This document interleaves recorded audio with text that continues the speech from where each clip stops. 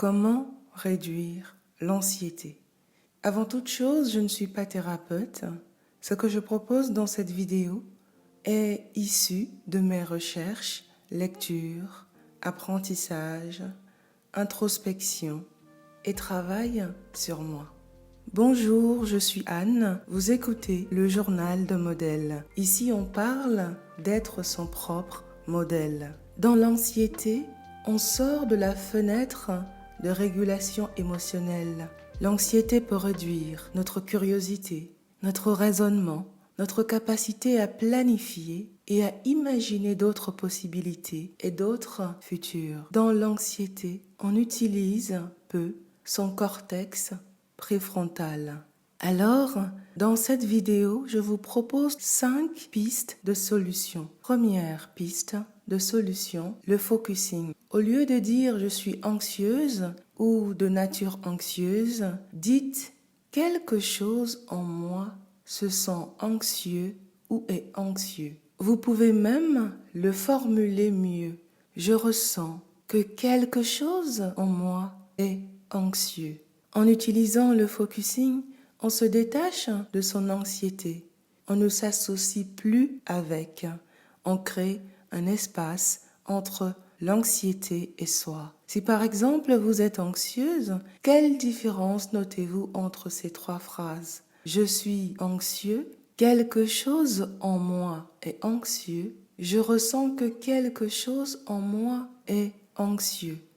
La 3e version crée un espace intérieur et en plus de ça, augmente le self-awareness, la conscience de quelque chose. En outre, cette 3e phrase en fait vient mettre en lumière que ce n'est pas vous qui êtes anxieuse, mais une partie de vous, une version de vous et une jeune version de vous. Plus vous allez revenir et faire une introspection, plus vous allez trouver quelle version est anxieuse, de la plus récente à la plus ancienne, mais aussi quel mécanisme d'adaptation a été mis en place. La 2e piste de solution pour réduire l'anxiété est l'exposure therapy, de manière progressive, soit une thérapie d'exposition progressive. S'il y a quelque chose qui vous rend anxieuse, au lieu de l'éviter ou de vous conformer aux desiderata des autres, au lieu de vous sentir sans choix, sans pouvoir, vous pouvez créer une stratégie d'exposition thérapeutique progressive.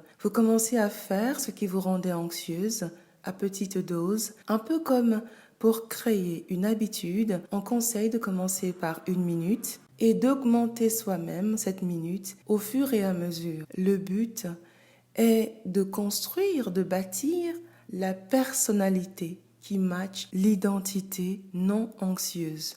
Par exemple, disons que vous listez les 3 situations qui vous rendent le plus anxieuse. Que faire après? On prend la situation anxiogène la plus importante ou qui a le plus d'impact sur notre vie.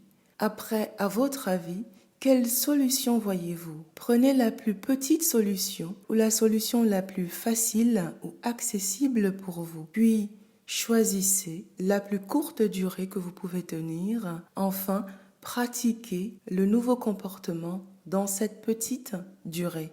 N'augmentez pas la durée avant la 2e semaine. Plus vous allez avancer vers cette voie, plus vous allez informer votre corps et partant le système limbique, le siège des émotions, que la situation a changé. Et donc, peu à peu, vous mettez en place une nouvelle habitude anti-anxiété. La 3e piste de solution est les affirmations.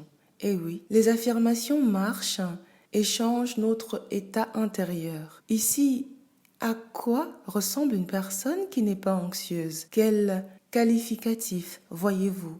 Que croit-elle? Comment pense-t-elle?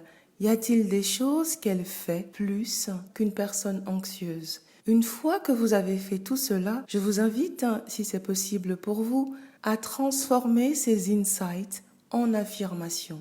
L'affirmation, en réalité, est l'état futur conjugué au présent, mais aussi une croyance qu'on aimerait activer et incarner. Autre chose, on peut tout aussi bien écrire ces affirmations avec je ou alors il, elle. J'ai des affirmations qui commence par « je », mais j'ai d'autres affirmations qui me semblaient si hautes de portée, si inaccessibles qu'en disant « je », ça me rendait anxieuse. Alors qu'en disant « elle », un futur self, mon futur self, j'avais un modèle à suivre. En agissant ainsi dans 3 domaines précis, ça m'a rendue plus sereine et ça m'a donné l'autorisation d'échouer jusqu'à ce que ça marche. Donc si votre description d'une personne qui n'est pas anxieuse est lourde à écrire en mode « je », n'hésitez pas à l'écrire en mode « il » ou elle. Dernier conseil, lisez, récitez ces affirmations chaque jour jusqu'à les mémoriser. Voici un exemple d'affirmation. Elle est capable d'affronter tout imprévu, elle est calme et curieuse devant toute adversité, elle est pleine de compassion pour elle-même. 4e piste de solution, se donner du temps. Il y a des situations qui nous rendent anxieux, anxieuses et en fait, c'est simplement parce qu'on manque de visibilité. Mais pour certains, y compris moi, c'est parce qu'on n'a pas préparé notre corps à ce changement. Alors, quand vous avez identifié ces situations anxiogènes, donnez-vous du temps. Par exemple, 6 mois ou plus ou moins. Le plus important est comment le système nerveux peut accueillir ce changement sans être, comme on dit en anglais, overwhelmed. Quasiment toute ma vie professionnelle, par exemple, j'ai donné 6 mois de préavis avant de quitter un emploi, au lieu des 2 prévus dans le contrat. Pour certaines choses encore où je sais pertinemment que je ne peux pas juste comme ça sauter, je commence à vivre le futur désiré maintenant, à imaginer que c'est déjà là, que ça existe, agir ainsi. Ressentir ces nouvelles réalités dans le corps avant la manifestation physique a fait qu'au moment du passage à l'action extérieure, je n'éprouvais plus d'anxiété. Donnez-vous donc du temps pour chaque chose qui vous rend à la fois anxieuse et vous donne envie. La dernière piste de solution est la gratitude. Et oui, on ne peut pas être anxieuse et reconnaissante dans la même seconde. Si en début ou fin de journée, on commence à réciter tout ce pourquoi on est reconnaissant, l'état de reconnaissance va progressivement devenir une seconde nature, quelle que soit la situation actuelle. Honnêtement, la gratitude m'a aidé dans des moments de doute, d'essai-erreur, d'instabilité à tout niveau. Ce que vous faites là est de diriger votre attention, votre énergie, vos pensées et vos émotions, donc votre fréquence vibratoire à un niveau supérieur. Et ça marche vraiment grâce ou à cause de la neuroplasticité du cerveau, mais aussi parce que le corps garde toutes les traces. La reconnaissance crée un nouvel état dans le corps. La gratitude nous aide à attirer un futur qui va nous apporter encore plus de joie.